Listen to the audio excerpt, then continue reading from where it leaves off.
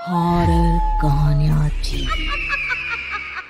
शब्द, तुझे भरोसा नहीं ना, तो फिर जा अपने कमरे में जाकर देख। तेरे पलंग के नीचे तुझे तेरी माँ की हड्डियां मिलेंगी। प्रभात दौड़कर अपने कमरे में जाता है और अपने पलंग के नीचे देखता है। वहां पर सचमुच एक कंकाल पड़ा हुआ था और उसके शरीर पर जो कपड़े थे वो प्रभात की माँ के थे। क्या बात है, आज तो आप सुबह से ही बहुत बिजी हैं। ऐसा क्या लिख रहे हैं? बस एक फैमिली की कहानी लिख रहा था। जैसे हमारी फैमिली है ना, तुम, माँ और मैं, लेकिन थोड़े अलग तरीके से, क्योंकि ये कहानी हॉरर है और इसमें जो आदमी है ना, मैंने उसकी बीवी को मार दिया है। मतलब कहानी में ऐसा लिखा है। और जानती हो, उसके बाद जो बीवी है ना, वो एक बुरी आत्मा बन जाती है। क्या बेटा, इस तरह की डरावनी कहानियां क्यों लिखता है तू? जानता है ना, हम जो सोचते हैं, जो लिखते हैं, हमारा दिमाग पूरा दिन वैसा ही होता रहता है। माँ, परेशान होने वाली क्या बात है? राइटर हूँ मैं, मेरा तो काम है कहानियां लिखना। और वैसे भी ये सिर्फ एक कहानी है माँ, कोई सच नहीं है। उसके बाद कुछ दिन बीत जाते हैं। एक रात प्रभात को अपने ऑफिस से लौटने में देरी हो जाती है। रात के लगभग 12 बजे हुए थे। प्रभात जैसे ही अपने घर पहुंचता है, उसने देखा कि उसकी पत्नी दुर्गा डाइनिंग टेबल पर उसका इंतजार कर रही है। आ गए आप? कब से आपका इंतजार कर रही थी। देखिए ना, खाना भी ठंडा हो गया है। अरे दुर्गा, आज तुमने अपने इतने लंबे लंबे बालों को खोलकर क्यों रखा है? तुम तो हमेशा अपने बाल बांध कर रखती हो। वो क्या है ना प्रभात, जब इंसान अपनी जिंदगी से मुक्त हो जाता है ना, तो उसे दूसरे सारे बंधन खोल देने चाहिए। इसलिए मैंने अपने बालों के बंधन भी खोल दिए। ये तुम किस तरह की बातें कर रही हो? तुम ठीक तो हो? मैं बिल्कुल ठीक हूँ प्रभात। अच्छा चलो खाना खाओ। वो क्या है ना दुर्गा, मुझे भूख नहीं है। ऑफिस में कुछ खा लिया था। कोई बात नहीं, मैं तुम्हारे लिए एप्पल काट देती हूँ, एप्पल खा लो। नहीं दुर्गा, मुझे नहीं खाना है, मेरा मन नहीं है यार। तभी अचानक से दुर्गा अपने हाथ में एक बड़ा सा चाकू लेकर प्रभात पर हमला कर देती है। प्रभात अपने आप को बचाने की कोशिश करता है। आज मैं तुझे नहीं छोड़ूंगी, तुझे अपने साथ लेकर जाऊंगी अपनी दुनिया में। ये क्या बोल रही हो तुम? तुम्हारा दिमाग खराब हो गया है। आखिर तुम हो कौन? दुर्गा अपनी गर्दन टेढ़ी करते हुए बोलती है। मैं दुर्गा हूँ, तुम्हारी पत्नी। ध्यान से देखो मेरी आंखों में। प्रभात बुरी तरह से डर जाता है और घबराहट में वो चाकू अपनी पत्नी के पेट में मार देता है। उसकी पत्नी की वहीं के वहीं मौत हो जाती है और उसकी चीख की आवाज सुनकर उर्मिला दौड़ते हुए बाहर आती है। ये तूने क्या किया प्रभात? तुमने अपनी पत्नी का खून कर दिया। लेकिन तू तो उसे बहुत प्यार करता था बेटा।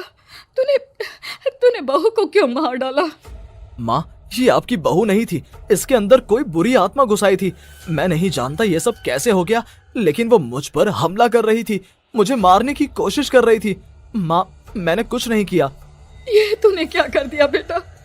दुर्गा ने मुझे कहा था कि वो तेरी कहानी को उस कैरेक्टर की तरह एक्टिंग करके तुझे डराने की कोशिश करेगी। अरे वो तो तेरे साथ मजाक कर रही थी। हे भगवान, ये क्या हो गया? इसका मतलब दुर्गा। लेकिन माँ, मैंने जो कहानी लिखी थी उसमें भी ऐसा ही हुआ था। उस औरत ने अपने पति के साथ मजाक किया और गलती से उसके पति ने उसके पेट में चाकू मार दिया। मेरी कहानी सच कैसे हो सकती है? माँ, मुझे बहुत डर लग रहा है। अब ये सोच, दुर्गा की लाश का क्या करें हम? अगर गलती से भी ये बात बाहर फैल गई ना, तो तुझे पूरी जिंदगी जेल की सलाखों के पीछे रहना पड़ेगा। एक काम करते हैं माँ, हम घर के पीछे वाले बगीचे में उसकी लाश को दबा देते हैं। अगर कोई पूछेगा तो कह देंगे कि उर्मिला अपने मायके गई और फिर एक दिन हम भी अचानक यहाँ से कहीं दूर चले जाएंगे। कोई नहीं आएगा हमें पूछने, कोई नहीं आएगा माँ, बाद में जो होगा हम देख लेंगे। प्रभात अपनी माँ उर्मिला की मदद से दुर्गा की लाश को अपने घर के बगीचे में गाड़ देता है। कुछ दिन तो ऐसे ही बीत जाते हैं, लेकिन एक दिन अचानक रसोई से आ रही कुछ आवाजें सुनकर प्रभात की नींद खुलती है। प्रभात ने देखा कि वहां पर एक लंबे बालों वाली औरत दूसरी तरफ चेहरा करके खड़ी हुई थी। कौन है? कौन है वहां पर? अरे कौन हो तुम?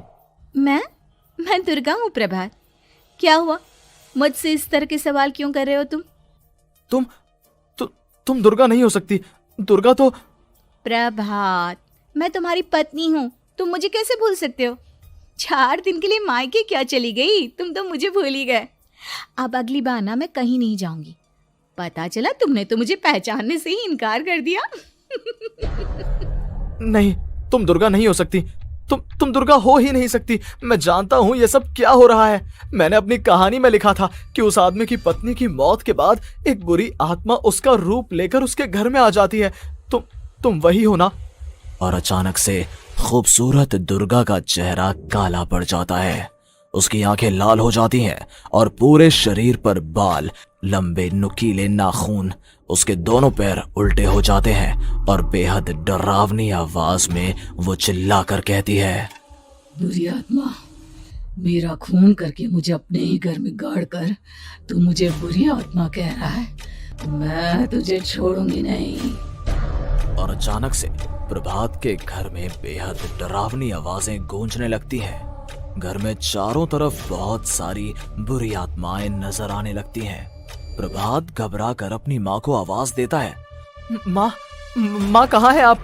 जल्दी आइए माँ, देखिए ना ये सब क्या हो रहा है। प्रभात ने देखा कि अचानक से उसकी माँ कमरे से दौड़ कर आती है। क्या हुआ प्रभात? और ये लोग कौन है? इन सब की गर्दन टेढ़ी क्यों है? इनके बाल खुले हुए। प्रभात, ये सब लोग तो मुझे मरे हुए नजर आ रहे हैं। हाँ माँ, ये सब लोग मरे हुए ही हैं और ये ठीक वैसा ही हो रहा है जैसा मेरी कहानी में हुआ था। लेकिन मेरी कहानी के हिसाब से तो आप भी। अचानक से उर्मिला का रूप बदल जाता है। वो भी एक डरावने साए की तरह बन जाती है और बेहद डरावनी आवाज में चिल्ला चिल्ला कर कहती है, मर गई तेरी माँ। जानता है, कल रात जब तू सो रहा था ना, तो मैंने उसके शरीर का सारा खून पी लिया। अब बस हड्डियां बची है उसके शरीर में। नहीं, ऐसा नहीं हो सकता। ऐसा बिल्कुल नहीं हो सकता। मेरी माँ नहीं मर सकती। तुझे भरोसा नहीं ना? तो फिर जा, अपने कमरे में जाकर देख। तेरे पलंग के नीचे तुझे तेरी माँ की हड्डियां मिलेंगी। प्रभात दौड़कर अपने कमरे में जाता है और अपने पलंग के नीचे देखता है। वहां पर सचमुच एक कंकाल पड़ा हुआ था और उसके शरीर पर जो कपड़े थे वो प्रभात की माँ के थे। माँ, अब मुझे कुछ करना पड़ेगा। लेकिन मेरी कहानी में लिखा था कि माँ की मौत मेरे हाथों से होगी, पर माँ तो पहले ही मर चुकी है और वो बुरी आत्मा मुझे भी मार देगी। नहीं नहीं, इससे पहले कि वो मुझे कुछ करे, मुझे उसका काम खत्म करना होगा। प्रभात अपने हाथ में बड़ा सा चाकू लेकर उस बुरी आत्मा पर हमला कर देता है जिसने प्रभात की माँ का रूप लिया हुआ था, और अगले ही पल वो नीचे गिर जाती है और उसके शरीर से खून बहने लगता है। ऐसा नहीं हो सकता। एक बुरी आत्मा के शरीर में तो खून होता ही नहीं है। तो क्या सच में मैंने अपनी माँ को मार दिया? लेकिन अभी कुछ देर पहले तो फिर वो कंकाल किसका है? और ये कौन है? मैं पागल हो जाऊंगा। और अपनी माँ की लाश, इसका मैं क्या करूं? लोग पूछेंगे तो मैं क्या जवाब दूंगा? तभी वहां पर दुर्गा का रूप लेकर जो आत्मा थी उसने प्रभात से कहा, गाड़ दे अपनी माँ को ले जाकर उसी जगह जहाँ तूने मेरा खून करके मुझे गाड़ दिया था। जा, चला जा। घबराया हुआ प्रभात पागलों की तरह अपनी माँ की लाश को लेकर बगीचे में गाड़ देता है। प्रभात की हालत पागलों जैसी हो जाती है। वो अपने आप को अपने घर में बंद कर लेता है। कहानी के हिसाब से तो आगे ये हुआ था कि कहानी लिखने वाले ने उन बुरी आत्माओं से डरकर आत्महत्या कर ली थी। तो क्या मैं भी मर जाऊंगा? क्या मैं भी आत्महत्या कर लूंगा? एक काम करता हूँ, मैं अपनी कहानी का अंत बदल देता हूँ। हाँ, ये मैंने पहले क्यों नहीं सोचा। मैं लिख दूंगा कि कहानी को लिखने वाला आत्महत्या नहीं करता, बल्कि कहीं दूर जाकर नए सिरे से अपनी जिंदगी शुरू करता है। यही सोचकर प्रभात ने अपनी लिखी हुई कहानी को बाहर निकाला और उसे पढ़ना शुरू किया। ये देखकर वो हैरान रह गया कि कहानी का क्लाइमैक्स तो किसी ने पहले ही बदल दिया था।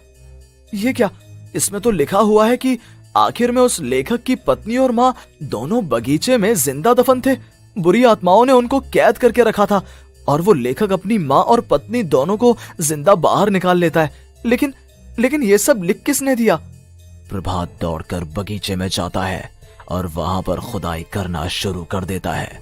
प्रभात देखता है कि वहां पर लकड़ी के 2 बड़े संदूक हैं और उनके अंदर से आवाजें आ रही हैं। प्रभात बचा लो मुझे, अगर थोड़ी देर और हो गई तो वो मुझे छोड़ेगी नहीं। बेटा देखो, मैं इस बक्से के अंदर बंद हूँ, प्लीज मुझे बाहर निकालो, वो बुरी आत्मा किसी भी वक्त मुझे मार डालेगी। प्रभात वो दोनों बक्से बाहर निकालता है और अपनी पत्नी और माँ दोनों को आजाद करवा लेता है।